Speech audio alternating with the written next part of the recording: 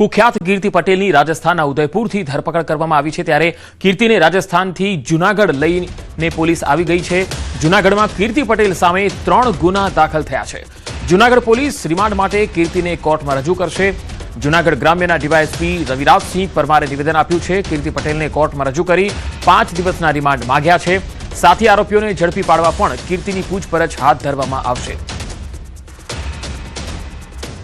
કીર્તિ પટેલને ઉદયપુરથી સીધા જ જૂનાગઢ લઈ જવામાં આવી છે, કારણ કે જૂનાગઢમાં 3 અલગ અલગ કેસ તેના સામે નોંધાયેલા છે।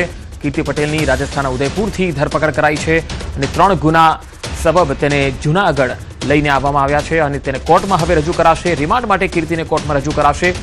કીર્તિના 5 દિવસના રિમાન્ડ માંગશે પોલીસ અને તેના જે સાથી આરોપીઓ છે તેને સહયોગ કરનારા જે લોકો હતા તેની પણ પૂછપરછ કરવામાં આવશે રિમાન્ડ દરમિયાન।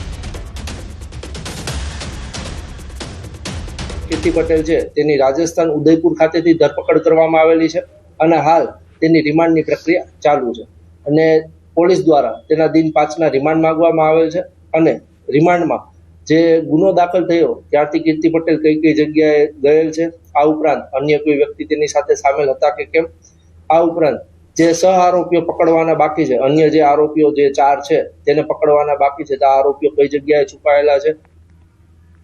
તો કસ્ટડી સમયે કીર્તિનું મોં ઢાંકી રાખવા બાબતે પોલીસે નિવેદન આપ્યું। ધાર્મિક લાગણી દુભાવી હોવાનો કીર્તિ પટેલે સ્વીકાર કર્યો। મૃગી કુંડમાં સ્નાન કરવાથી ધાર્મિક લાગણી દુભાવી હોવાનો કીર્તિ પટેલે સ્વીકાર કર્યો। જાનને જોખમ હોવાથી કીર્તિએ મોં ઢાંક્યું હોવાનું પોલીસે નિવેદન આપ્યું।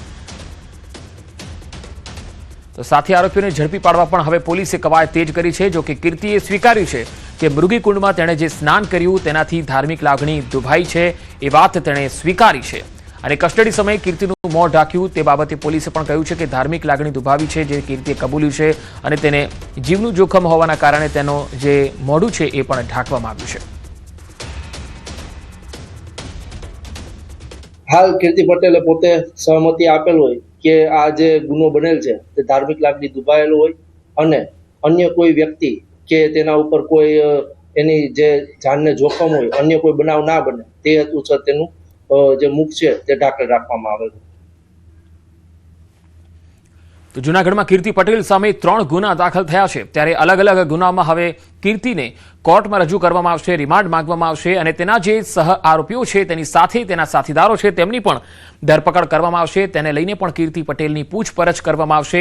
હાલ તો કીર્તિ પટેલની મુશ્કેલી વધી ગઈ છે। 3 અલગ અલગ કેસ તેની સામે જૂનાગઢમાં દાખલ થયા છે।